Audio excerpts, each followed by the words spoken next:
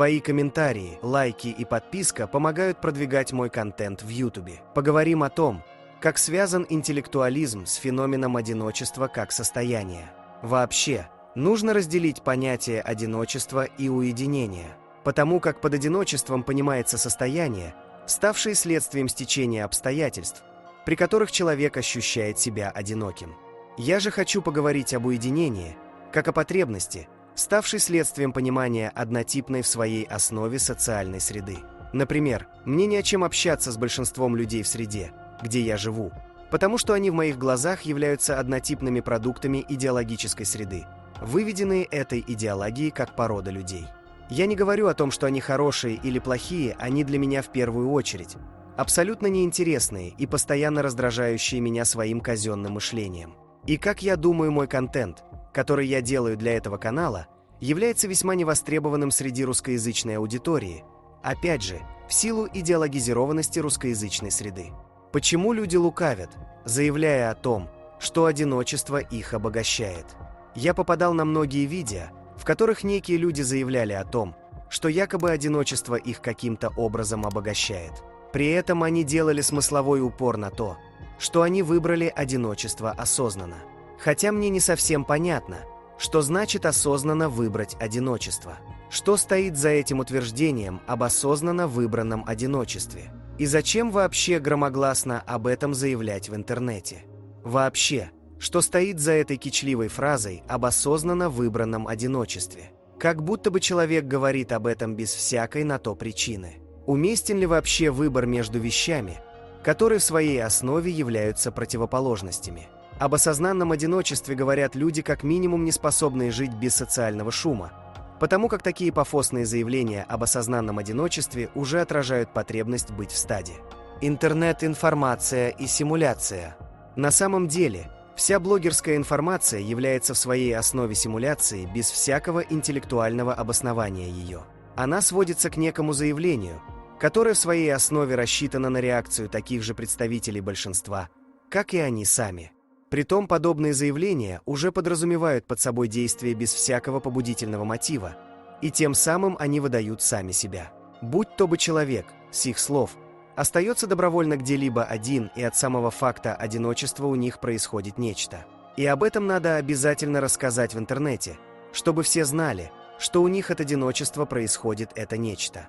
Как будто бы весь смысл заключается в том, чтобы уйти на время от всех, и это по умолчанию приведет к неким конструктивным изменениям.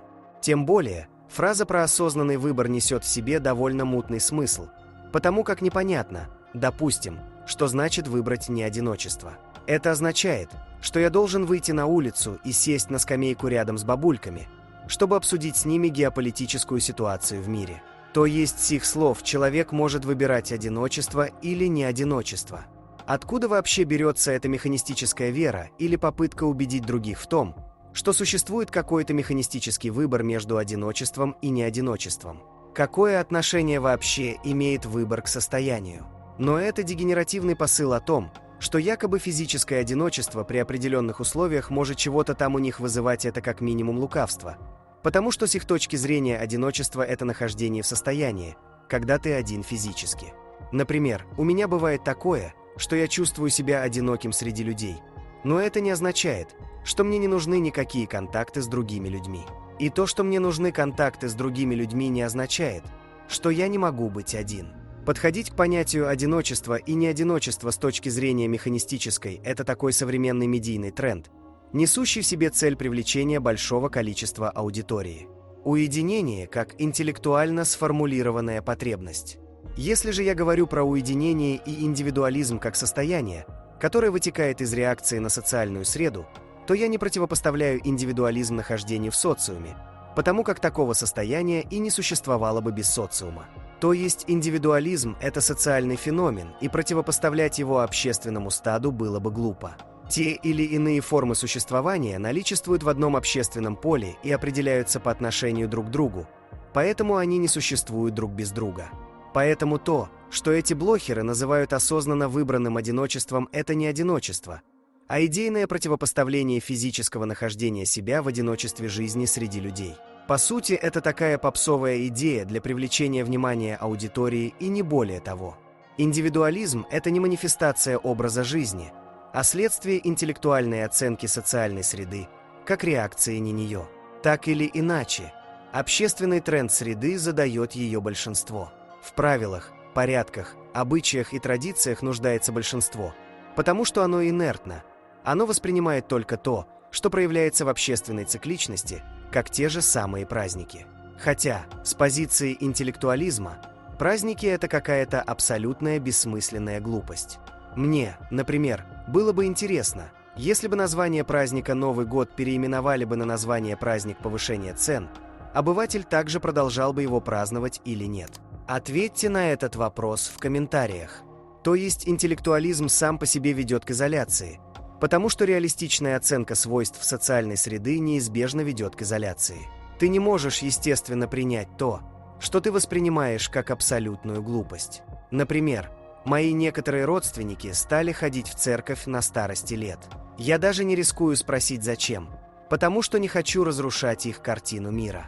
То есть жизнь большинства всегда однообразна и скучна. Большинство всегда живет по шаблону. Оно не осмелится подвергнуть переосмыслению ни один из общественных ритуалов, потому что ритуал для него превращается в саму жизнь, без которого он не мыслит своего существования. Переосмысление общественных истин как следствие интеллектуализма. Переосмысление общественных истин – это своего рода следствие реакции на них. С позиции интеллектуализма такое переосмысление не преследуется как цель специально, а всего лишь возникает в качестве реакции на то, что большинством воспринимается как непреложные истины. Собственно, для большинства не существует никаких других истин, кроме общепризнанных. Собственно, большинство – это и есть само по себе нечто усредненное, что выполняет роль исторической массовки. И жизнь представителя такого большинства ничем не отличается от других представителей этого большинства. Он рождается, ходит в детский сад, затем в школу, институт, на работу, уходит на пенсию, если доживет и умирает. И кажется, что функция такого обывателя и заключается в том, чтобы представлять из себя нечто усредненное, сливающееся с общей массой. Не быть среди толпы не означает быть одиноким. На самом деле, толпа не эволюционирует просто потому, что это толпа. Толпу всегда составляют одинаковые элементы, и нахождение среди таких элементов не только не может быть полезным, но и вредным для того, кто не бежит за стадом. Собственно, одиночество – это следствие интеллектуализма, но не какая-то форма существования, от которой у попсовых блогеров, как они сами говорят, открывается третий глаз. Одиночество, как неизбежное следствие интеллектуализма, не нуждается в представлении массам, потому что массы – это и есть то, от воздействия чего ты уходишь. Попсовые же блогеры позиционируют себя как те, кто противопоставил свой уход от неодиночества как нечто, что открывает у них в заднице третий глаз только потому, что они назвали это осознанным одиночеством. Интеллектуализм – это не противопоставление себя массам. Интеллектуализм – это не противопоставление себя массам, а это естественное избегание контакта с ними, потому что интеллектуализм предполагает превосходство, при котором контакт с толпой является машинально неприемлемым.